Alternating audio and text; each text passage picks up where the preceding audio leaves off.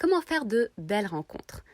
Ça n'arrive pas tous les jours de rencontrer une personne qui gagne une place spéciale dans sa vie durablement, n'est-ce pas? Que ce soit en amour, en amitié ou ailleurs. Les plus belles rencontres ont quelque chose de magique, d'insaisissable. Si tu ne peux pas les provoquer directement sur demande, tu peux néanmoins augmenter tes chances de faire ce genre de rencontre. Et c'est ce dont on va parler aujourd'hui. Je vais te parler de l'astuce pour faire des belles rencontres et créer un lien durable. Prêt?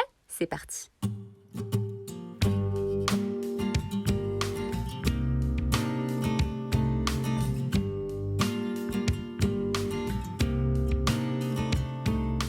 Je suis Kenza Pache de kenzapache.com, psychologue spécialisée dans les relations interpersonnelles, l'amour et l'hypersensibilité, et tu es au bon endroit si tu veux apprendre à mieux te connaître et à t'épanouir dans ta vie et dans tes relations en tant que personne intuitive et hypersensible. Alors si c'est pas encore fait ou si c'est la première fois que tu regardes mes vidéos, pense à t'abonner à ma chaîne en cliquant sur le bouton qui est juste en dessous et active bien la notification, comme ça tu feras partie des toutes premières personnes que je notifie dès que je publie une nouveauté. Alors avant de commencer, sache que si tu as besoin de mon aide pour oser une vraie transformation dans ta vie, dans tes relations, pour mieux te connaître et pour comprendre ce qui se joue dans ta vie amoureuse et comment sortir des schémas d'échecs amoureux répétitifs, rejoins-moi dans la Happy Heart School. La différence avec mes vidéos YouTube, c'est que c'est une véritable école. Tu vas y trouver des parcours personnalisés où je t'accompagne pas à pas pour comprendre ce qui se joue en toi et dans tes relations et passer à l'action pour transformer tout ça.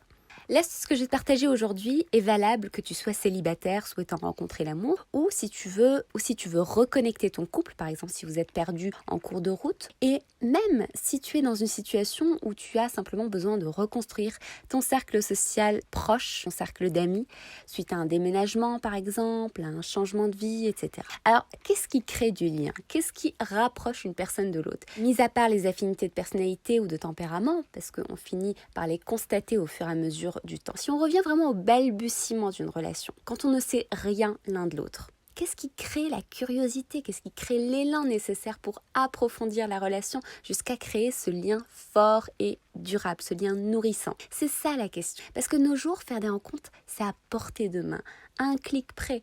Tu peux rencontrer des dizaines, voire des centaines de personnes qui habitent autour de chez toi. Les rencontres se font sur catalogue aujourd'hui, n'est-ce pas? Pourtant, quel est le pourcentage de vraies relations qui naissent de ce processus? Alors, j'ai pas la statistique exacte, mais j'entends beaucoup de personnes se plaindre de ce sentiment de solitude, de cette superficialité des relations, du fait que ça ne donne rien, que ça ne dure pas, etc.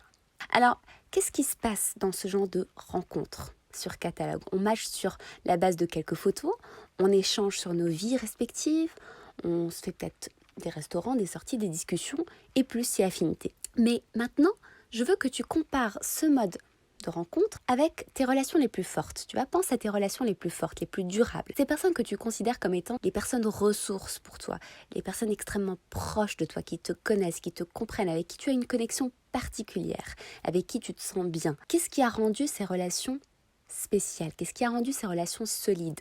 Réfléchis-y. Prends un bout de papier et note tes réponses par écrit. Est-ce que c'était une connexion spontanée dès les premiers instants de la rencontre? À quelle fréquence vous voyez-vous? Qu'aviez-vous en commun? Que faisiez-vous ensemble? Qu'est-ce qui a permis à la relation de devenir ce qu'elle est aujourd'hui? Je ne vais pas tenir le suspense plus longtemps. L'astuce, théoriquement parlant, pour faire de belles rencontres et avoir des relations durables, c'est la suivante. L'astuce, c'est s'apprivoiser. Parce que les relations les plus solides sont celles où vous avez pris le temps de vous apprivoiser. Tu connais probablement ce célèbre passage du Petit Prince d'Antoine de Saint-Exupéry. On ne connaît que les choses que l'on apprivoise, dit le renard. Les hommes n'ont plus le temps de rien connaître. Ils achètent des choses toutes faites chez les marchands. Mais comme il n'existe point de marchands d'amis, les hommes n'ont plus d'amis. Si tu veux un ami, apprivoisement. Alors, comment est-ce qu'on s'apprivoise concrètement? Parce que s'apprivoiser, c'est une notion théorique. Alors maintenant, comment est-ce qu'on passe de la théorie à la pratique? Pour moi, il y a 3 composantes concrètes à mettre en place pour pouvoir s'apprivoiser dans un début de relation. Et j'ai résumé ça sous l'acronyme RER. Le premier R, c'est pour les rituels de rencontre. Alors, je vais encore une fois citer le Petit Prince. Alors, il dit « Il eût mieux valu revenir à la même heure », dit le renard.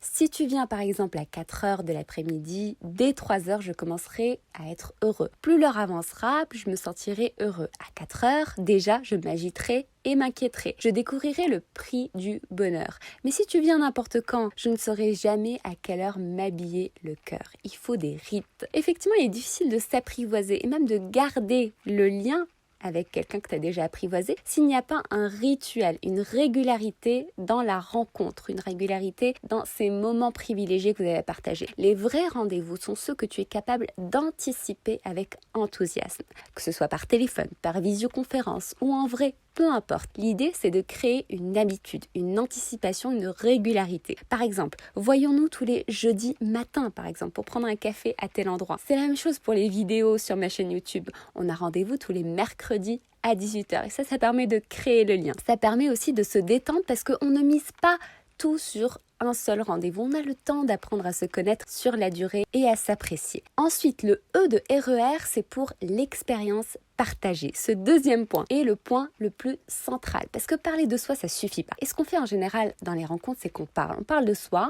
on pose des questions à l'autre qui parle de lui. Mais parler de soi ne suffit pas, parler de l'autre non plus. Quand on raconte sa vie à l'autre, c'est sympa. Mais ce qui marche réellement, c'est quand on partage un bout d'expérience de vie avec l'autre. C'est ça qui rend les choses tellement plus savoureuses. C'est ça qui est puissant, l'expérience partagée. C'est donc l'expérience partagée. C'est dans l'activité commune, c'est dans la destination commune que l'on prend, le challenge commun qu'on relève ensemble. C'est ça qui crée un sentiment d'être en expansion et ça renforce aussi le sentiment d'évoluer, de croître en la présence l'un de l'autre. Le fait d'avoir des expériences partagées, ça fait qu'on se sent dans le même bateau. Ça procure un sentiment d'avoir un bout de destin commun. Et c'est ce sentiment-là qui est le ciment qui relie les gens et qui crée un véritable attachement. Pensez à ces fortes amitiés de longue date, par exemple. Elles se sont renforcées car vous avez partagé un quotidien, une expérience commune, vous avez vécu des aventures qui vous ont donné l'occasion de faire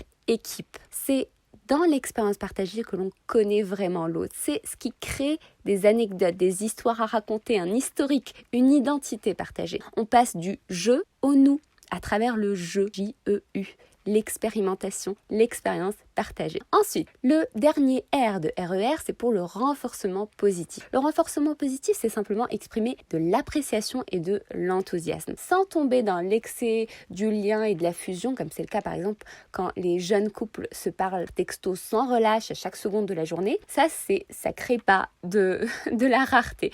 Donc l'idée, c'est de se renforcer mutuellement, de s'exprimer l'appréciation et l'enthousiasme, sans tomber dans l'excès de la fusion du lien. Donc, laissez la rareté aussi faire son effet de magie sur votre relation. Donc, ce sont là les trois composantes RER pour s'apprivoiser et faire de belles rencontres. Est-ce que tu retrouves ces trois composantes dans tes relations les plus fortes? Partage-le-moi dans les commentaires juste en dessous. Passons maintenant à l'application pratique. Pour faire de belles rencontres, si tu es célibataire, multiplie les rencontres. Rencontre autant de personnes que tu es capable de le faire en essayant des activités où tu partages des expériences avec une personne ou un groupe de personnes. Par exemple, des escape games, essaye des randonnées, essaye des voyages en groupe, des activités sportives en groupe, des clubs de lecture, etc. C'est dans ces moments-là et dans ces expériences partagées que tu vas pouvoir créer du lien avec d'autres personnes et repérer les personnes avec qui tu as le plus d'affinité. Donc garde bien en tête la notion de RER. Propose à tes dates des rendez-vous réguliers pour le R, initie des expériences communes pour le E, des activités inhabituelles, surprenantes. Vraiment offrez-vous en fait des occasions de créer des souvenirs forts, positifs, inoubliables. Non seulement c'est un excellent moyen de bien se connaître, mais en plus on se souvient moins des conversations que du comment on s'est senti en la présence de l'autre. Et enfin, renforcez votre lien en exprimant votre enthousiasme, votre appréciation. Dites à l'autre à quel point c'est sympa, à quel point c'est agréable de partager ce que vous partagez et gardez bien en tête cette nécessité d'avoir une forme de rareté dans ces moments privilégiés que vous partagez. C'est-à-dire ne cherchez pas à en obtenir toujours plus, ne cherchez pas à en faire toujours plus. Respectez le rythme de la relation et du lien en ayant la certitude que vous construisez des fondations solides à votre relation. L'astuce est valable aussi pour les couples qui veulent retrouver ou raviver la flamme. Essayez des activités où vous êtes obligé de jouer équipe, de vous serrer les coudes, de vous redécouvrir dans de nouvelles expériences, des expériences inédites que vous n'avez jamais testées auparavant. Choisissez des nouvelles expériences où vous pouvez avoir l'impression de grandir, d'apprendre, d'être en expansion ensemble. Gardez en tête les 3 composantes RER. Faites-le de façon régulière, ritualisée.